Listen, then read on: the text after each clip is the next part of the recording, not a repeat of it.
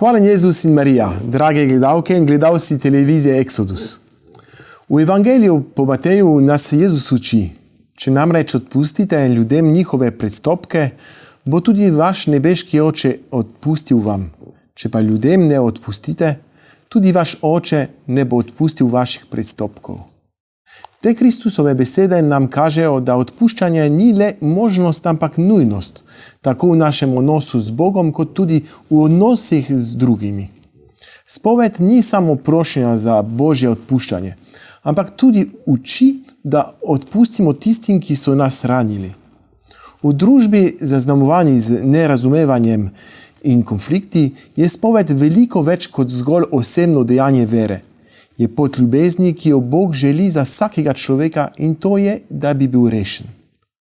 Ta pot resnice in ponižnosti je temelj za gradnjo pravičnejše in bolj bratske družbe.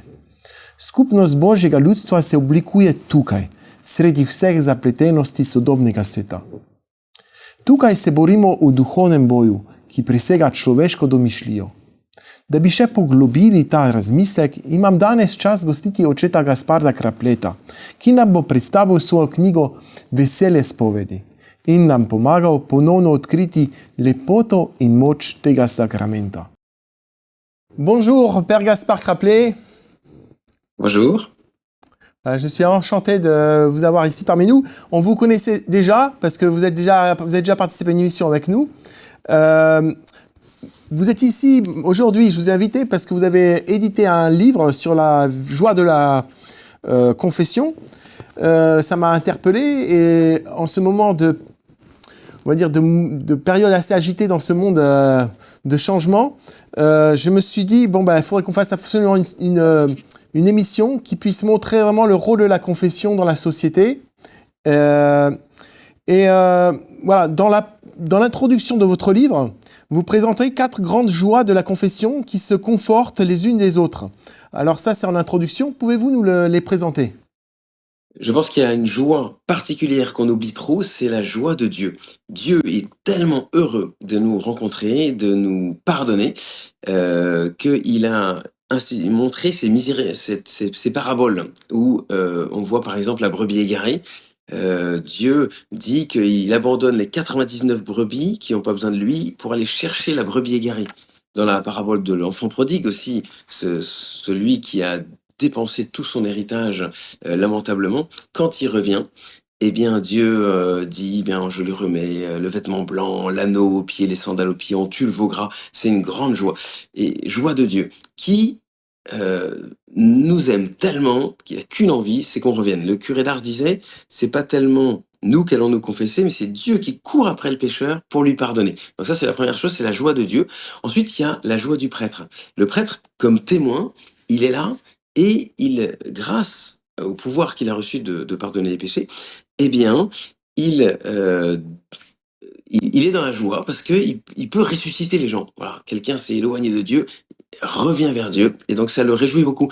Et moi j'aime bien dire que si on veut remonter le moral d'un prêtre, il y a qu'à aller se confesser, parce que dès qu'on va se confesser, eh bien le prêtre nous fait passer de la mort à la vie. J'ai un ami qui est urgentiste, voilà, c'est-à-dire qu'il est médecin, il récupère les gens complètement cabossés par des accidents de la route.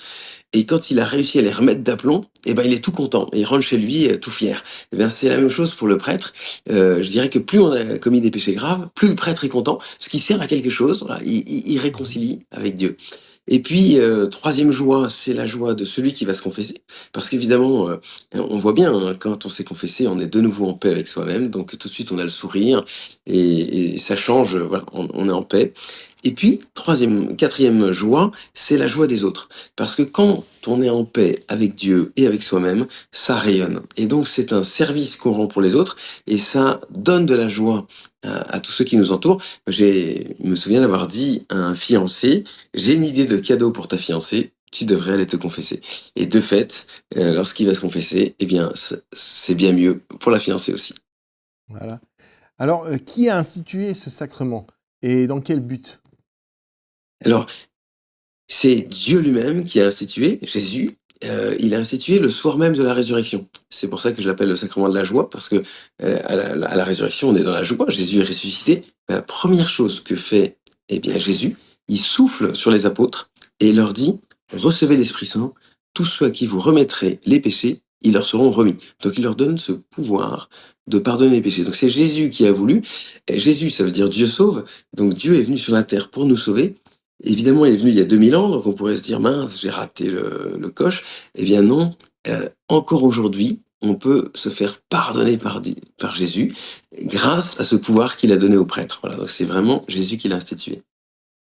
Alors, que se passe-t-il dans la confession? À la confession, il se passe un miracle. C'est normal, c'est comme tous les sacrements, Dieu agit. À la messe, on a le pain et le vin qui deviennent le corps et le sang du Christ, donc c'est extraordinaire.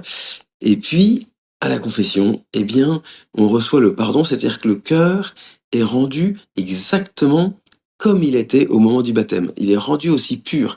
Il n'est pas simplement lavé, parce que dans le lavage, on le voit avec nos vêtements, il y a une usure qui se fait. Alors que là, on n'est pas simplement lavé, on est refait à neuf. Et toutes les qualités, tous les dons, tous les charismes que Dieu nous avait donnés, eh bien, Dieu les refait à neuf. Il les brique un peu, il les rend rayonnants. Ce qui fait que on en ressort bien mieux. Et il me semble que c'est le grand secret pour avancer sur le chemin de la sainteté, pour aussi rayonner, porter tous les fruits qu'on doit porter dans notre vie quotidienne. C'est pour ça que je trouve que c'est un sacrement extraordinaire. Alors, Dieu peut-il vraiment tout pardonner? Dieu peut tout pardonner parce que on le voit même avec l'histoire du bon larron. Le bon larron, il reconnaît qu'il est légitime qu'il soit crucifié. C'est normal. Ça veut dire qu'il avoue ses péchés, il a dû faire des trucs abominables pour mériter d'être crucifié. Et pourtant, eh bien, il regrette les péchés, il demande pardon, on voit son cœur est contrit. Eh bien, Jésus lui dit: aujourd'hui même, tu seras dans le paradis avec moi. Ça veut dire que Jésus, eh bien, peut tout pardonner. On dit à tout péché miséricorde, sauf, bien sûr, ce fameux péché contre le Saint-Esprit, le péché contre le Saint-Esprit, qu'est-ce que c'est? C'est le refus de demander pardon. C'est-à-dire que si on refuse de se convertir, si on refuse Jésus, si on refuse de reconnaître ses péchés, Dieu peut rien faire. Donc, il nous laisse libres. Et donc, c'est ça qu'on appelle le péché contre le Saint-Esprit, mais c'est pas un péché définitif, puisque si jamais finalement, eh bien, on se convertit et qu'on regrette nos péchés, à ce moment-là, aucun péché n'est impardonnable. Alors, pourquoi maintenant un prêtre? Pourquoi aller se confesser chez un prêtre? Pourquoi pas chez une religieuse, on va dire?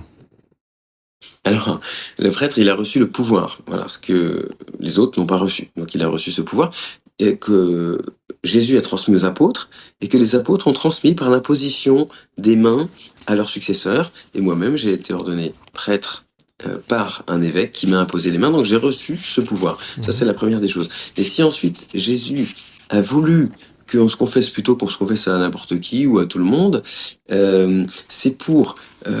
bon, déjà, on se confesse, c'est-à-dire qu'on dit nos péchés en objectif, le péché, on le prend, puis on le pose devant nous, on le reconnaît, voilà, c'est très bon, les psychologues le disent, hein, c'est très bon de reconnaître ses péchés, de le déposer, de dire, de parler, mais surtout, on reçoit non seulement en objectif notre péché, mais on reçoit un pardon objectif. Si on demande pardon à Dieu, ben, on ne sait pas s'il nous pardonne, on n'en sait rien.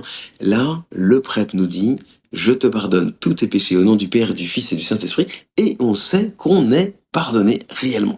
Donc il y a un pardon objectif qui est la source de la joie profonde qui nous habite quand on a reçu le pardon. Ah, pourquoi ce besoin d'être pardonné? C'est-à-dire qu'on a tous le désir d'une vie réussie, de répandre l'amour autour de soi, de vivre en paix. Et quand on a fait le mal, il n'y a rien à faire, on sent bien que ça ne va pas. Et donc on a ce besoin d'être pardonné. Dans notre société actuelle, il y a ce qu'on appelle le casier judiciaire, et même dans nos relations, c'est difficile de pardonner. Quand on a fait quelque chose, ben ensuite on est catalogué, on peut pas revenir en arrière. Donc c'est vraiment enfermant. Eh bien, le pardon nous délivre de cet enfermement, puisque le péché qu'on a fait disparaît complètement. Dieu nous refait complètement confiance. Et on voit bien que pour avancer dans la vie, ce dont on a besoin, c'est la confiance. On a besoin de la confiance des autres. Eh bien, Dieu lui-même nous fait tellement confiance que tout en sachant qu'on est faible et que peut-être qu'on repêchera, eh bien, il nous pardonne nos péchés, il nous refait, il nous relance dans l'aventure et nous remet à cheval, quoi. Alors, si Dieu veut tellement nous pardonner, Et si le péché nous blesse tant, pourquoi Dieu nous laisse-t-il pécher comme ça?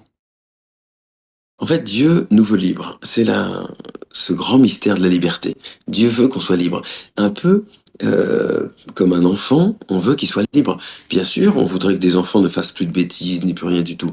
Mais si c'est pour les attacher, les enfermer, les surveiller tout le temps, on voit bien qu'il n'y a pas d'amour, il n'y a pas de respect de la personne. Non, la personne est créée libre, Dieu l'a voulu libre.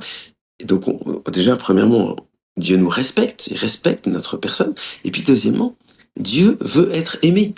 Et on ne peut pas être aimé si c'est imposé. Voilà. Dieu, on est obligé d'avoir la liberté. Donc Dieu nous laisse libre. Il prend ce risque, un risque que on dit en plaisantant, je ne sais pas si la blague est drôle, mais on dit que c'est un risque crucifiant. Voilà, parce qu'il a accepté ce risque et il en est mort sur la croix. Donc c'est un combat vraiment spirituel. Pouvez-vous nous expliquer le rôle du diable dans ce combat spirituel? Dans votre livre, vous le comparez à un capitaine perspicace. Comment agit-il et quel but a-t-il? Le diable, c'est très simple. Il veut nous éloigner de Dieu. Quand quelqu'un fait une bêtise, il a évidemment la conscience que ça ne va pas, et ça le rassure si on est plusieurs à faire la même bêtise. C'est pour ça que ceux qui font des choses mauvaises, ils ont vraiment envie qu'on soit nombreux à faire la même chose. Voilà, ceux qui boivent trop en soirée, eh ben ils veulent que les autres qui boivent pas boivent aussi, parce que ça les déculpabilise. Ben, le diable, pareil, il veut faire tomber tout le monde. Et c'est un combat. Et vous voyez, dans le Notre Père, on s'adresse à Dieu le Père, mais à la fin, le dernier mot, on parle du diable. Arrache-nous aux griffes du diable, dit-on. Délivre-nous du mal, on a traduit. Arrache-nous au diable qui est là et qui s'accroche. Eh bien, c'est un combat. Le diable, il veut nous attirer à lui. L'enfer est prévu pour lui, pour le diable et ses anges, mais il veut nous en tirer à lui. Alors, il ne veut surtout pas, du coup, qu'on fasse le bien, et encore moins qu'on aille se confesser. Et c'est pour ça que je dis que, je cite saint Ignace de Loyola, qui a beaucoup réfléchi à tout ça, et qui dit que le diable agit de 3 manières différentes. Premièrement, il agit comme un capitaine perspicace qui, au lieu de donner l'assaut tout de suite de la ville qu'il veut prendre, eh bien, il installe son siège, il regarde, il observe, il regarde l'endroit le plus faible. Une fois qu'il a trouvé l'endroit le plus faible, il y met toutes ses forces et il emporte la place.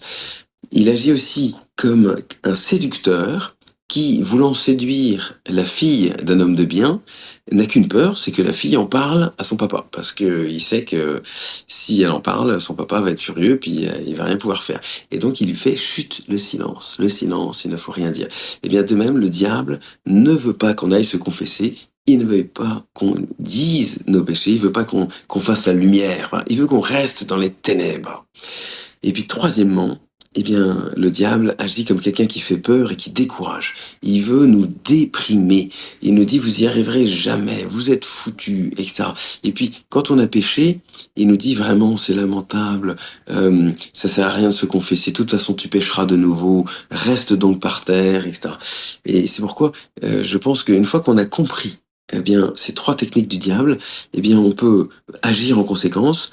Le diable attaque par l'endroit le plus faible. Eh bien donc, je vais repérer quel est mon endroit le plus faible et je vais y mettre toutes mes forces pour stopper cet endroit et le calfeutrer pour pas que le diable rentre par là. Deuxièmement, j'ai vu que le diable veut que je me taise. Eh ben, j'irai pas me taire, mais j'irai me confesser en disant franchement les choses. Et puis troisièmement, eh bien, le diable agit comme quelqu'un qui nous décourage et là, on fait comme le saint curé d'Ars qui disait, si j'étais triste, j'irais tout de suite me confesser. Voilà. Si je suis découragé, c'est que c'est le diable qui me tire vers le bas. Il faut que j'aille me plonger dans la confession, que je retourne vers Dieu et que je refasse la pleine communion avec lui. Alors, dans votre livre, vous parlez d'une méthode, la méthode Easy Peasy. Est-ce que vous pouvez un peu expliquer cette méthode-là? Ça, c'est une petite méthode que des jeunes ont pris sur Internet pour une méthode qui est à l'origine pour arrêter de fumer et pour contrer les addictions, notamment l'addiction à la pornographie. Et donc, ils ont créé un peu cette méthode et l'ont reprise pour que ce soit spécialement pour aider les jeunes à lutter contre ce fléau de la pornographie. Parce que je disais que le diable agit comme un capitaine qui attaque par l'endroit le plus faible. Eh bien, un des endroits le plus faibles, eh bien, c'est le téléphone portable. ou l'ordinateur par lequel le diable rentre pour suggérer aux jeunes des choses, et toute la question de la pornographie dans laquelle on peut s'engouffrer, malheureusement. Donc là, c'est important de pouvoir agir en conséquence. Moi, sur mon téléphone, j'ai mis quelque chose qui fait que je ne peux pas regarder la pornographie parce que c'est une application américaine qui envoie directement un message à 2 amis si jamais je regarde une mauvaise chose. Voilà, c'est juste pour blinder, pour pas avoir dans la poche une petite voix du diable qui pourrait un jour me parler si un jour j'étais fatigué. Donc voilà, ça c'est le diable, il agit comme un capitaine par l'endroit le plus faible, il attaque. Et là, c'est question de la pornographie, c'est important. Le diable, il agit aussi, donc, comme je disais, comme quelqu'un qui demande le silence, il veut pas qu'on en parle. Eh bien, à travers la pornographie, il nous met la honte, ce qui fait qu'on n'en parle pas. C'est un sujet tabou. Et du coup, quand on ne voit pas le problème, quand on ne l'aborde pas, eh bien, évidemment, on peut pas le résoudre. Et ça, c'est dramatique. C'est pour ça que souvent, je vois les jeunes, ils osent pas se confesser de ça. Voilà, donc, ils disent pas les choses. Du coup, ils font des confessions invalides. Et c'est dommage parce qu'ils restent enfermés, empêtrés, alors que Dieu les attend. Dieu s'en fiche du péché. Puis on en reparlera peut-être sur le regard du prêtre aussi. Et troisièmement, cette question de la pornographie, ça enferme, ça rend triste, ça démoralise. Parce que comme c'est une addiction, on se dit qu'on n'en sortira jamais. Ce qui est faux. On peut s'en sortir. C'est long. C'est comme quelqu'un qui s'évade de prison. Ça peut prendre des années. Le film de Monte Cristo et le livre du comte de Monte Cristo le montre bien. On peut prendre des années pour sortir de prison. Eh bien, de sortir d'une addiction, c'est long, mais c'est possible. Et il faut surtout pas se laisser abattre par le diable qui nous décourage et qui nous dit tu n'y arriveras jamais. Parce que le diable, il est malin. Hein. Il nous attire. Il fait petit, viens là, voilà. Regarde ce petit péché, mais c'est pas grave. Vas-y. Et après, une fois qu'on l'a fait, il fait oh quoi, tu as fait ça, toi, mais c'est lamentable. Et il nous culpabilise. Eh bien non, on ne se laisse pas déprimer et on va se confesser tout simplement. Ah, c'est intéressant parce que là, quand vous avez parlé de ces écrans, j'ai cette image en tête qui m'a vraiment très fortement interpellé. C'est cette image de voir la nuit, ces lampadaires, et voir toutes ces petites mouches, ces petits insectes la nuit qui vont vers cette lumière artificielle. Sachant que ces insectes sont attirés par la lumière instinctivement parce qu'ils aiment beaucoup la lune, le soleil, enfin, pas le soleil mais la lune. Et en fait, pour nous, cette lumière, qui est une fausse lumière, c'est les écrans, c'est cette lumière bleue, qui en fait est la lumière, on dit Lucifer, c'est-à-dire la mauvaise lumière, cette lumière qui nous éloigne de Dieu, c'est vraiment ces écrans. Comment vous voyez la jeunesse avec ce problème d'addiction des écrans ? Eh bien, je vois que la jeunesse est quand même très consciente de ces choses-là, donc c'est bien, les jeunes, ils sont conscients de ça, ce qui est pas évident, hein. Ils vont vivre dans un monde qui est pas facile, donc moi je les félicite et je les encourage. Ils voient les choses. Je crois qu'après, il faut qu'on s'entraide, hein, nous les adultes, et puis entre eux, pour pouvoir vivre régulièrement sans écran et puis le mettre à sa place. Voilà, c'est un outil.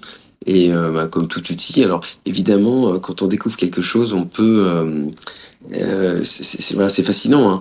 C'est comme la télévision quand elle est arrivée. Il y a des gens qui pouvaient pas décoller d'un écran. Hein. Ils regardaient la télévision tout le temps. Hein. Même à table, hein. On était à table et puis il y avait l'écran de télévision qui marchait tout ça en permanence. Nous aussi, il faut qu'on puisse apprivoiser cet écran pour le remettre à sa juste place et comprendre que derrière cet écran, il y a des gens, il y a des logiciels, il y a des multinationales, qui veulent prendre en esclave, comme esclave notre cerveau. Voilà, ils veulent prendre de notre cerveau, le bouffer. Et donc une fois qu'on a la conscience, on est beaucoup plus, on fait beaucoup plus attention. Quand c'est gratuit, c'est nous le produit, c'est ça. Et voilà, c'est une bonne chose, tout à fait. Voilà. Alors, une personne qui désire se confesser peut avoir des réticences, comme se demander ce que va penser le prêtre ou ressentir un sentiment de honte. Pourquoi et comment aller au-delà de ces réticences ? Oui, alors j'aime bien montrer que le prêtre, lui, j'en ai déjà parlé, il se réjouit. Et donc, une fois qu'on en a conscience que le prêtre se réjouit pas tellement d'entendre les péchés, mais de voir quelqu'un qui revient vers Dieu. Voilà. Le prêtre, il juge pas. Il voit quelqu'un qui revient vers Dieu. Il est plein d'admiration. il estime la personne qui revient. On raconte que le lieutenant d'Arberg, on raconte pas, on a les preuves, on a ses écrits. C'était un lieutenant français qui était prisonnier en Allemagne, qui s'est évadé pour aller voir si c'était vrai que la Vierge Marie était vraiment apparue à Notre-Dame de la Salette. Et donc il réussit à s'évader, grâce à la Vierge Marie sûrement, mais ça il le sait pas encore bien. Il arrive à la Salette, dans ce lieu d'apparition, à 1800 mètres d'altitude, et là il se convertit et il va se confesser. Et il écrit à ses camarades prisonniers toujours, il écrit sa conversion et donc sa confession. Alors il dit pas tous les péchés, mais il dit qu'à chaque fois qu'il disait un péché, le prêtre disait bien. Alors il en disait un autre, bien. Alors il était encouragé, il en disait d'autres. Puis à un moment il sort un péché vraiment plus difficile. Le prêtre dit très bien. Alors il dit le gros péché qu'il aurait jamais osé dire et il le balance là. Et le prêtre dit parfait. Voilà. Alors il lui dit mais c'est pas du tout parfait ce que je dis là, c'est épouvantable. Et le prêtre lui dit aussi c'est parfait ce que Dieu est en train de faire dans votre cœur. Voilà. Et je crois que le prêtre il réagit comme ça. Un jour je vais me confesser moi et à un prêtre et puis je dis mes péchés et il s'exclame béni sois-tu Seigneur pour l'humilité de Gaspard. Voilà, il se réjouit, voilà, il se réjouit parce que parce que j'ai dit des choses graves et dont j'étais pas fier, mais que j'ai eu le courage de le dire, et il se réjouit et il nous porte plus d'estime parce que eh bien on est ressuscité, on passe de la mort à la vie et on fait cet effort de vouloir se rapprocher de Dieu. Pour ça que je dirais que le prêtre il a encore plus d'affection pour quelqu'un qui voilà qui se confesse, qui revient. C'est pas du tout il est pas du tout dans le jugement. Voilà, comme Dieu, il voit toute l'œuvre qui se fait de bien. Donc il est du côté de Dieu et il s'émerveille. Alors, vous êtes tenu par le secret de la confession. Actuellement, nous sommes vraiment dans une société qui s'ouvre de plus en plus à une société de contrôle. Quel est l'avenir de la confession dans notre société? Alors, moi j'y crois beaucoup. On peut penser, et beaucoup de gens demandent, mais enfin, si quelqu'un a fait un crime grave et qu'il le dit en confession, il faut bien sûr que le prêtre le dise. Et donc dénonce et trahit ce secret de la confession. Alors, regardons bien les choses en face. Si quelqu'un a fait un crime et que le prêtre va le dire ensuite, donc si on sait que le prêtre ne garde pas le secret, quoi, voilà. Et puis, est-ce que celui qui a fait un crime va le dire au prêtre? Bah non, puisqu'il va le dire ensuite. Donc le criminel ne dira rien. Donc, ben, ça revient exactement au même que si le prêtre, l'ayant entendu, ne dit rien. Donc, en fait, ça c'est le premier point. Deuxième point, c'est pas tout à fait exactement pareil parce que le fait qu'on l'ait dit au prêtre, le prêtre peut encourager la personne à pouvoir aller se dénoncer. Et moi, ça m'est déjà arrivé.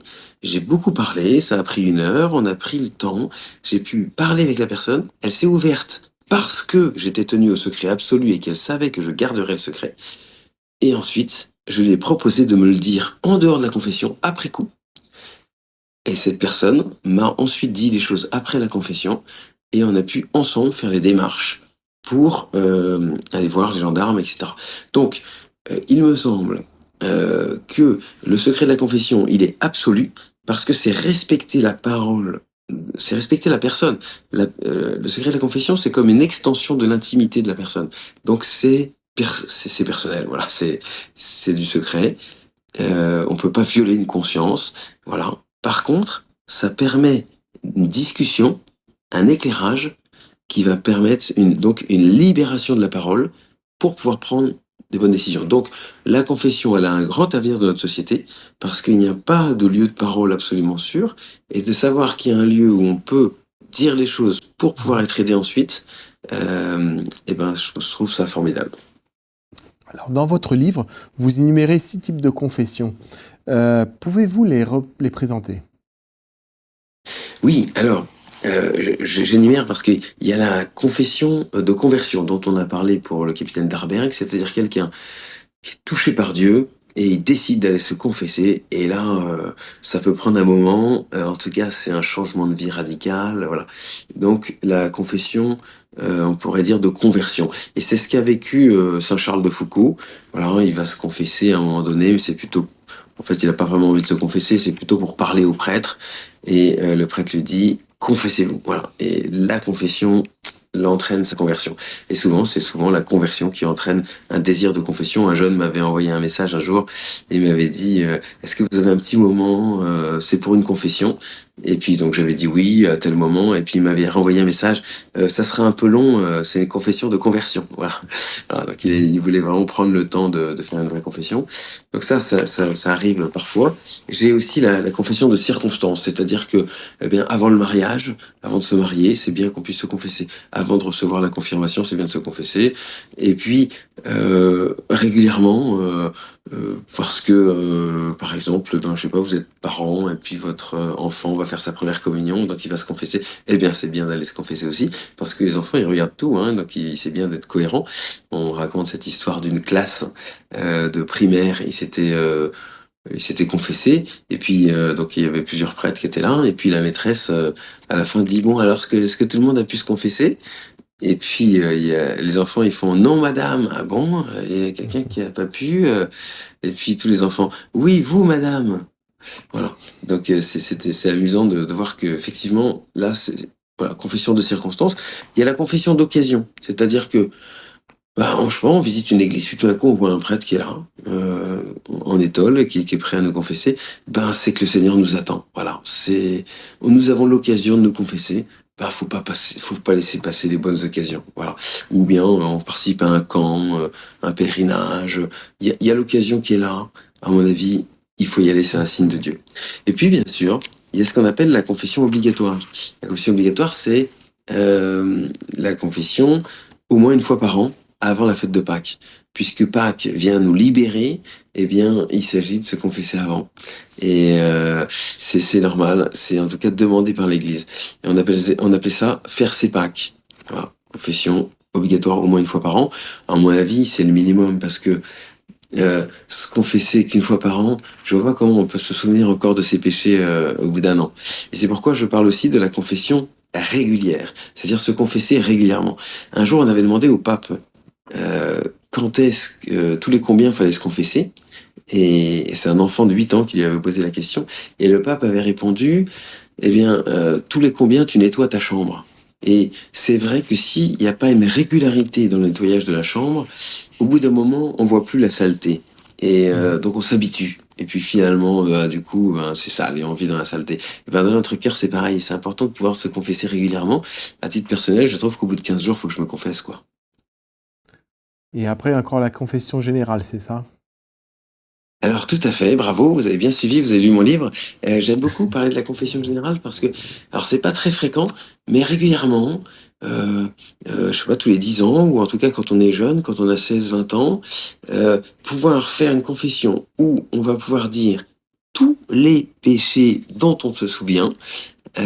Donc on peut les écrire pour pas que ce soit trop long, éviter de réfléchir, on écrit sur un papier, et puis on peut tout dire, et c'est l'occasion pour nous de redire des péchés, ou bien qu'on a jamais confessé, parce que finalement ben, on s'en aperçoit après coup, parce que plus on s'approche de Dieu, plus le Seigneur nous éclaire, c'est la vraie lumière, donc évidemment on voit plus l'état de notre cœur, on voit plus nos saletés. Et puis, ça permet aussi de confesser des choses qu'on a peut-être mal dit, pas franchement confessé, voilà. Et donc c'est une sorte de grand nettoyage de printemps, et voilà. Et je pense que de temps en temps, pouvoir vivre cette expérience d'une confession générale, c'est vraiment top. Alors, qu'est-ce que le péché véniel et le péché mortel? Alors, péché véniel, véniel, ça vient d'un mot latin qui veut dire pardonnable. Donc c'est le péché pardonnable. Ça veut dire que vous pouvez être pardonné de ce péché en allant à la messe, en communiant, en prenant de l'eau bénite et en faisant un beau signe de croix, un bel acte de contrition. Enfin bref, on peut, et en faisant des actes de charité surtout, parce que la charité, vous le savez, couvre une multitude de péchés. Donc, ils peuvent être des péchés qui peuvent être pardonnés par toutes ces bonnes actions, même si le fait de se confesser de ces péchés nous donne des grâces spéciales. C'est pour ça que c'est important de pouvoir confesser aussi ses péchés véniels quand on va se confesser, parce que le Seigneur, pour chaque péché qu'on a dit en confession, nous donne des grâces spéciales pour être plus fort dans ce péché, dans notre lutte contre ce péché, pour déraciner petit à petit ce péché, des grâces aussi de consolation, des grâces de paix. Bref, il nous donne des grâces spéciales, mais c'est vrai que ce sont des péchés dont on peut obtenir le pardon facilement par ces actes donc de charité. Et il y a ensuite ce qu'on appelle le péché mortel, qui est un péché qui entraîne la mort de la charité dans l'âme. Et donc, c'est-à-dire qu'on s'est séparé de Dieu. Et donc, ça nécessite, cette mort de la charité nécessite une résurrection. Et donc, nécessite ce sacrement de la confession qui va nous ressusciter, qui va nous remettre en pleine communion avec Dieu. Donc, pour prendre l'exemple des deux, je pourrais dire que si un adolescent se dispute avec ses parents, on lui demande de quitter son écran et de mettre le couvert, il le fait pas, bon, il se fait un peu engueuler, bon, finalement, il passe à table, bon, pas de problème, il peut passer à table quand même, enfin, c'est pénible pour tout le monde, mais voilà. Maintenant, si le même adolescent, il insulte ses parents, vraiment, qui pète un vase important parce qu'il est un furieux et qui part en claquant la porte et que ça casse la porte vitrée et qui part faire une fugue de 2 jours, il peut pas revenir comme ça. Voilà, il faut qu'il demande pardon. Il faut que voilà, quand on a fait des choses un peu graves ou si on a craché la figure de sa maman, on peut pas venir dîner ensuite tranquille comme si de rien n'était. Il faut voilà, quand on a fait quelque chose de grave, c'est pour ça qu'il faut demander pardon. Bah, c'est un petit peu la même chose. Alors maintenant, moi je trouve que c'est important de toute façon de se confesser et qu'il faut pas trop regarder péché véniel, péché mortel. Ce qui est important, c'est de se confesser régulièrement parce que malheureusement, on peut s'habituer au péché et se dire oh, ce n'est pas si grave. Et le diable est très malin et très fort pour nous dire mais non, t'inquiète pas, t'inquiète pas. Et petit à petit, la saleté s'accumule dans notre cœur. C'est pour ça que moi, je pense qu'il faut se confesser régulièrement. Alors moi personnellement, quand je pêche, j'ai fait des péchés véniels, on va dire, je n'ose pas vraiment aller prendre la première la communion. Comment est-ce qu'avec un péché véniel, on peut aller normalement à la communion? Oui, en fait, la communion, c'est Dieu qui vient à notre rencontre. Et Jésus, il a dit, je ne suis pas venu appeler les justes, mais les pécheurs. Voilà. Donc il est venu pour les pécheurs, il est venu sauver les pécheurs. Donc, eh bien, il faut l'accueillir. Voilà, il faut pas qu'on lui dise, oh non, je suis pas digne. Il y a une parole très forte du Saint curé d'Ars là-dessus. Il dit, ne dites pas que vous n'êtes pas digne d'aller communier. Ne dites pas que vous n'en êtes pas digne. Vous n'en êtes pas digne, mais vous en avez besoin. Mhm. Donc on doit faire tout pour y accéder. Voilà, je pense que c'est important de pouvoir, bien sûr, se confesser régulièrement et tout ça, et éventuellement demander pardon à Dieu, prendre la ferme résolution d'aller se confesser. Mais je pense qu'il faut pas trop se priver de s'approcher du Seigneur, parce que lui s'approche de nous. Voilà, c'est le Seigneur qui frappe. Il frappe à la porte. Il dit, voici que je me tiens à la porte et je frappe. Et nous, on va dire, oh, la maison est pas très bien rangée, donc non. Bah non.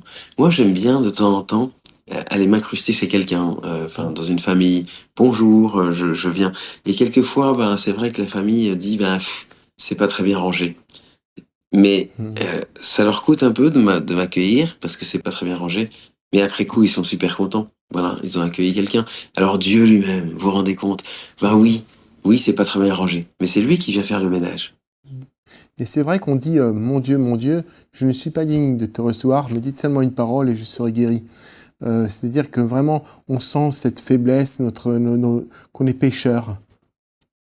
Oui, et il y a une autre parole, moi, qui me conforte aussi beaucoup, c'est quand Saint Paul dit, enfin, il écrit, mais que Jésus lui-même a dit à Saint Paul, ma puissance se déploie dans la faiblesse. Je suis pauvre, c'est vrai, mais je suis pécheur même, mais la puissance de Dieu se déploie dans la faiblesse.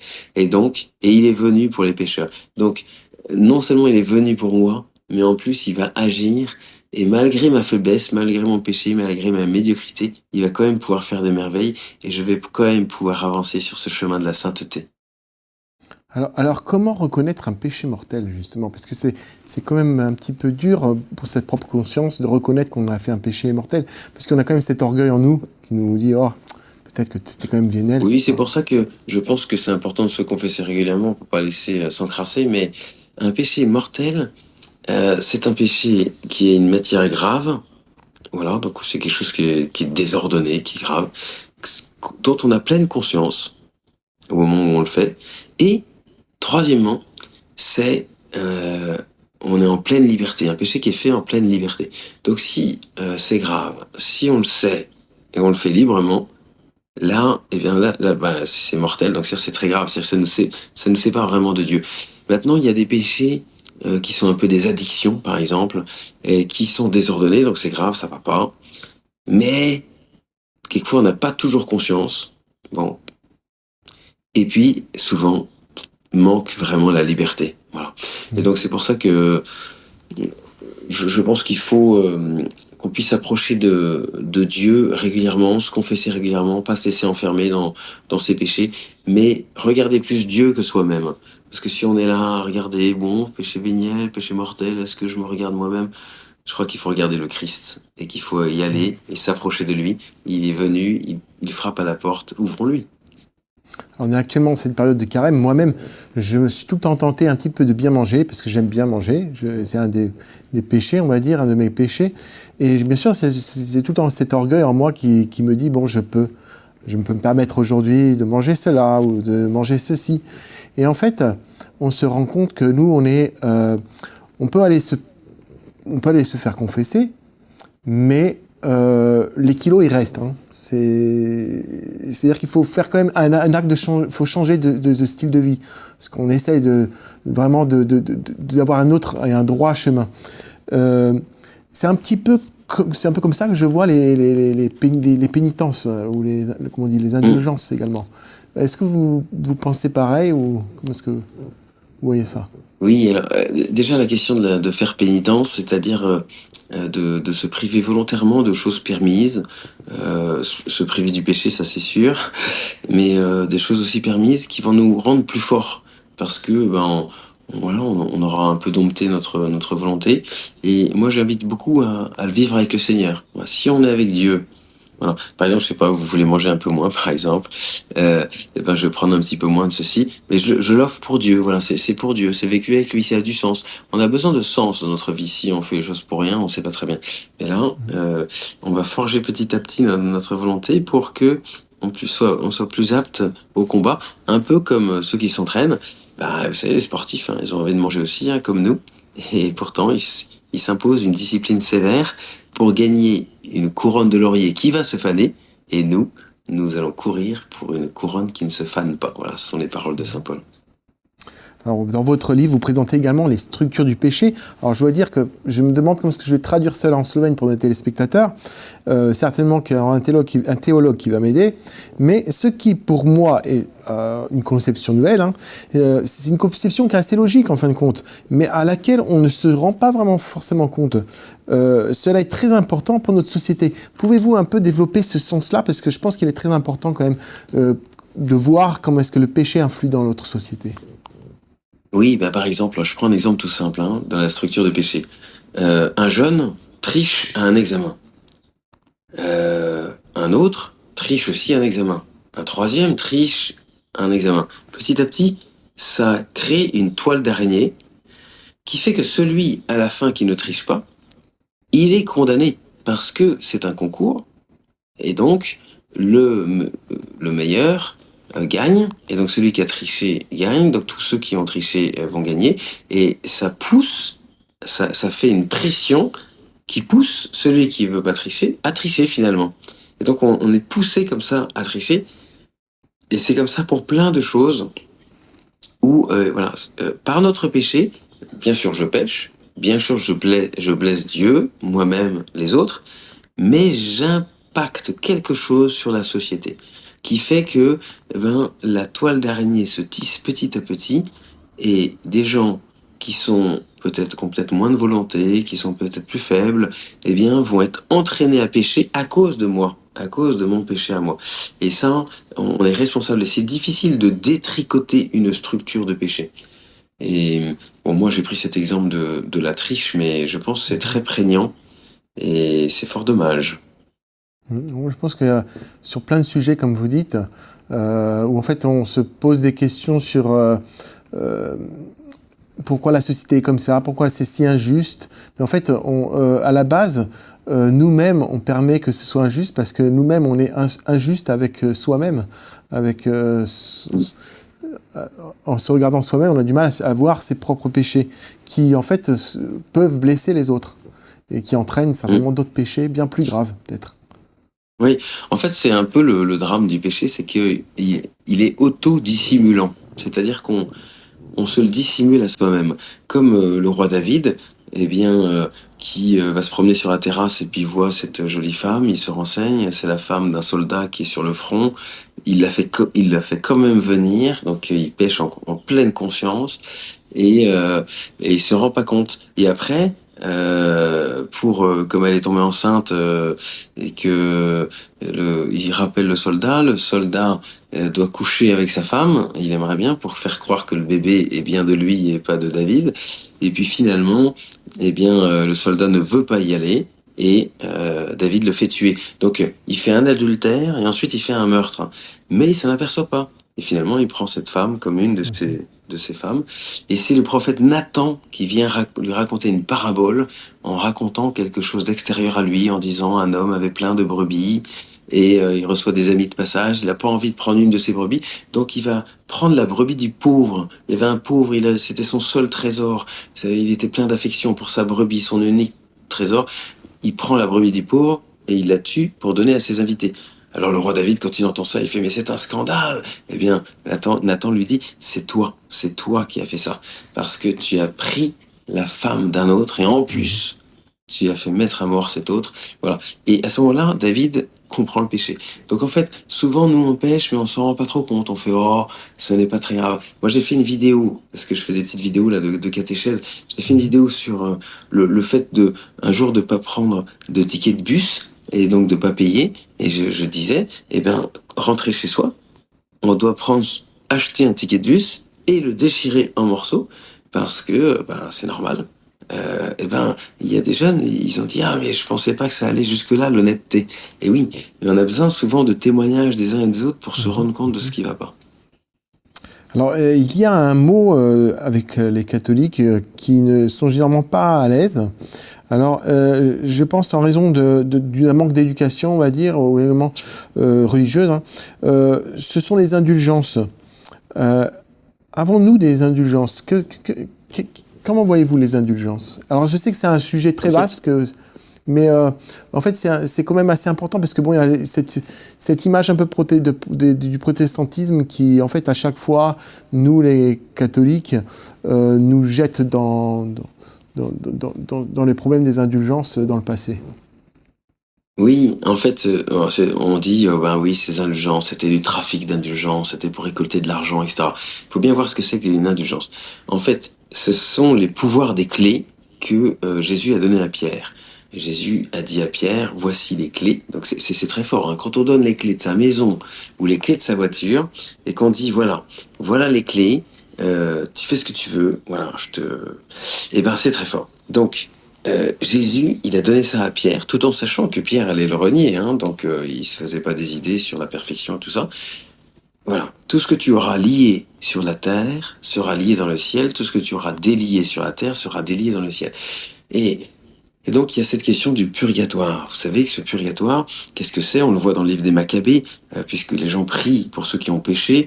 Le purgatoire, c'est que si on meurt et qu'on n'est pas en haine contre Dieu, qu'on n'a pas été en état de péché mortel, si on a été de péché mortel, c'est bien sûr l'enfer. Dieu nous respecte, hein, si on est contre Dieu et qu'on veut pas, donc Dieu respecte notre liberté, donc on part en enfer. Et si on est avec Dieu et qu'on veut aller au ciel, on va pas forcément au ciel tout de suite parce que notre cœur n'est pas prêt. Et donc il faut comprendre ce que c'est que le purgatoire, c'est un moment pour guérir le cœur. Voilà. Si quelqu'un me plante un coup de couteau parce qu'il trouve que je suis un mauvais prêtre, et puis finalement il regrette, moi il me demande pardon, je lui pardonne, je lui propose d'animer des camps avec moi pendant quelques années pour se racheter, pendant quelques vacances, eh bien et ben voilà, on pourrait dire c'est terminé. Mais quand la police va arriver, on va lui dire bah, c'est bon, il a reconnu ses péchés, il a regretté, il a accepté de faire une pénitence. Et le policier, ça va pas lui suffire parce qu'il y a son cœur qui n'est pas encore pur.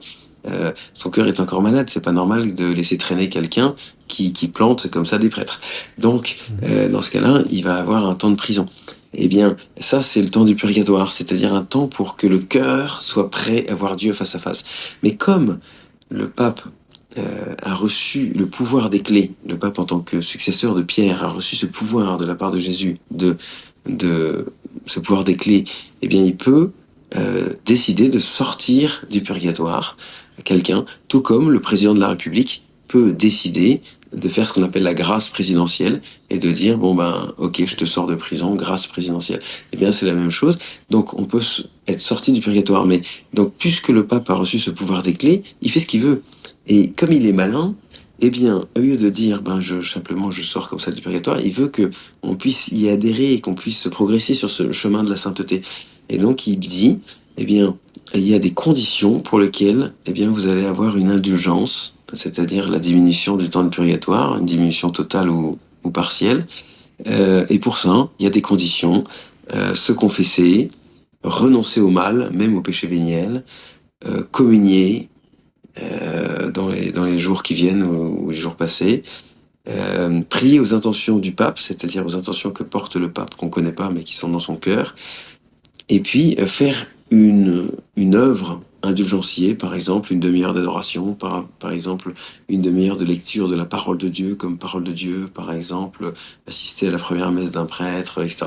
Donc il y a plusieurs possibilités, mais vous voyez, c'est possible de recevoir une indulgence et c'est un moyen que l'Église met à disposition pour qu'on avance sur le chemin de la sainteté. Évidemment, on voit bien comment il peut être détourné. Si au lieu de faire une demi-heure d'adoration, on dit ben faites un gros chèque, eh ben c'est intéressant pour l'Église. Ça peut d'ailleurs coûter à la personne, hein, c'est pas forcément facile pour elle non plus. Et donc on voit bien comment des détournements comme ça ont pu avoir lieu, et c'est dommage. Mais aujourd'hui, on dit non, ça ne s'achète pas les indulgences. Et voilà, il s'agit donc de pouvoir les vivre, et c'est un des moyens qui nous est donné pendant l'année jubilaire, en 2025, de vivre des indulgences pour avancer sur le chemin de la sainteté. Le peuple juif, quand il faisait des sacrifices, sacrifiait des agneaux, même le plus bel agneau, à Dieu, à Yahweh. C'est une forme d'indulgence, parce qu'en fait, l'agneau, en fait, c'est la valeur travail. C'est le fruit du travail de l'homme. En fait, le fait de payer avec l'argent à l'époque, c'est un peu comme je vois moi maintenant, hein, c'était quand même parce que la valeur du travail était honnête. En fait, elle était assez bien représentative par rapport à la monnaie. Est-ce que vous êtes d'accord avec ça ou je m'égare un petit peu? Oui, non, mais bien sûr, c'est tout à fait juste de voir. C'est ce qu'on appelle l'esprit de pénitence. Alors évidemment, le véritable agneau, c'est le Christ, donc il a déjà tout racheté. Donc à la limite, on a besoin de rien faire. Il nous a racheté gratuitement, sans rien. Mais il nous fait cette grâce de nous associer. Et c'est un peu comme lorsqu'un fils conduit à côté de son père, en conduite accompagnée, là, son père le fait conduire, eh bien c'est une confiance, le fils est heureux, alors que le papa pourrait très bien conduire la voiture puisqu'il est là, à quoi ça sert. Mais il nous fait confiance, il nous fait participer à son œuvre de salut. Le Christ est mort pour nous, il fait cet effort, et ben nous, il s'est donné pour nous, et bien il nous invite à nous aussi nous donner, à nous dépouiller. Donc ça peut être aussi, c'est vrai, par des dons, par des efforts, mais surtout par la charité les uns envers les autres. Alors, vous-même, vous dites que généralement, quand vous commencez vos camps avec les jeunes, vous commencez par une confession et que vous voyez que les jeunes changent, qu'ils sont un peu différemment. Comment préparer les jeunes vraiment à cet esprit de confession quand on vient de la ville, quand il y a 2-3 jours avant on faisait la fête et on arrive dans un camp comme ça? Comment préparer? Quelle est cette capacité d'adaptation? Oui, alors c'est sûr qu'on peut pas le faire le premier soir, mais rapidement je propose la confession à condition qu'on y soit préparé par des topos, par des enseignements. Il faut mettre à l'aise, voilà. Toute la question, c'est qu'on a honte de voir le prêtre, comme on en a parlé tout à l'heure. Et donc si on a compris ça, si on met les jeunes à l'aise, eh bien, ils en sont très heureux. Voilà. Et moi, j'aime bien effectivement proposer des confessions au début d'un camp, parce que comme ça change l'ambiance du groupe, parce que chacun étant en paix, comme je l'ai dit, c'est un cadeau qu'on se fait les uns aux autres. Donc, si tout le monde fait ce cadeau de se confesser pour les autres, ça fait un feu d'artifice de cadeaux qui est assez extraordinaire. Et donc, en début de camp, c'est une belle expérience qui transforme. Ouais. Alors, quelles sont l'évolution des sacrements de la confession à travers les âges? Je parle des âges, vous voyez la différence entre une jeune personne et une vieille personne. Comment vous voyez cette évolution comme prêtre? Ah, eh bien, en fait, je vois que les jeunes aiment beaucoup se confesser parce que les enfants, pour eux, c'est facile. Ils disent leurs péchés, ils ont un très grand sentiment de justice. Pour eux, la justice, c'est très important. Donc, ils font cet acte de reconnaître leurs péchés, de demander pardon. Ils sont très proches de Dieu aussi, les enfants. Donc, c'est une joie pour eux d'être de nouveau proches de Dieu. Voilà. Donc, ils aiment beaucoup se confesser. Moi, à chaque fois que je confesse des enfants, ils veulent beaucoup tous aller se confesser. Maintenant, dès qu'on arrive à la période de l'adolescence et tout ça, on, on a plus honte de certains péchés. Et là, ça devient plus difficile. Mais c'est surtout à cause de la honte, en fait. Voilà, du coup, on n'ose plus. Et si on n'arrive pas à passer ce pas, eh bien, je vois que même adulte, on continue d'avoir honte. Et à ce moment-là, ce qui est dommage, c'est que on se dit que ce n'est pas grave, parce que c'est difficile de se sentir pécheur. Donc, on préfère se dire que non, ce n'est pas grave finalement. Et finalement, on va plus se confesser. Voilà. Donc, il y a des gens qui se confessent plus du tout. Et le fait qu'on se confesse pas, ben, c'est un peu comme laisser les ténèbres dans sa chambre. Il n'y a pas de lumière, donc on voit pas la saleté. Voilà. C'est pour ça qu'il y a des gens qui viennent se confesser, ils sont pas confessés depuis 20 ans. Et ils disent bon, je vois rien, je vois pas trop. Voilà. Il faut que petit à petit on apporte la lumière du Christ. Et c'est pour ça que je pense que si on prend le pli de se confesser régulièrement, on peut avancer beaucoup plus vite sur le chemin de la sainteté. Donc, quels sont les fruits de la confession pour notre société et pour le vivre ensemble? Parce que c'est quand même, ça aide beaucoup la société, en fait. Ben, en fait, oui, je pense que la confession, c'est assez fondamental. C'est le seul endroit où on puisse, eh bien, avoir les compteurs remis à zéro. Vous voyez, souvent, ben, les casiers judiciaires, etc. Là, eh bien, Dieu fait complètement disparaître notre faute. Il y a un psaume qui dit aussi loin qu'est l'Orient de l'Occident, Dieu met loin de nous nos péchés. Voilà. Et le curé d'Ars disait d'ailleurs, si vous avez honte d'un péché et que vous voulez le cacher, eh bien, il faut le confesser. Parce qu'en confessant votre péché, il disparaît. Et il n'y a pas de meilleure cachette. Ah bah, c'est avec ces mots-là que nous allons nous quitter. Je vous remercie beaucoup d'avoir pris ce temps-là pour nous avoir fait découvrir toute la beauté de la confession et surtout de cette joie qui est en Dieu, qui est en nous quand on se confesse. Voilà. Merci beaucoup. Avec joie. Gaspar. Dragi gledalci, danes smo lahko znova odkrili, kako je zakrament spovedi vir milosti, veselja in prenove za vsakega izmed nas. Spoved pomeni ponižno sprejeti Božje usmiljenje in stopiti na pot spreobrnjenja, ki spreoblikuje naša srca in naše odnose z drugimi. V svetu, kjer ostaja toliko ran neozdravljenih, kjer nerazumevanje in razdeljenost pogosto prevladujeta, sta odpuščanje in sprava potrebnejša kot kdajkoli prej. Kot nas je spomnil oče Gaspar Haplé, je spoved pravi Božji dar, priložnost, da začnemo znova in prispevamo k bolj bratski družbi. Upam, da vas je ta oddaja navdihnila, da ponovno odkrijete lepoto tega zakramenta in v njem najdete novo moč za vaše duhovno in vsakdanje življenje. Hvala, ker ste bili z nami in nasinjenje. Bog vas blagoslovi.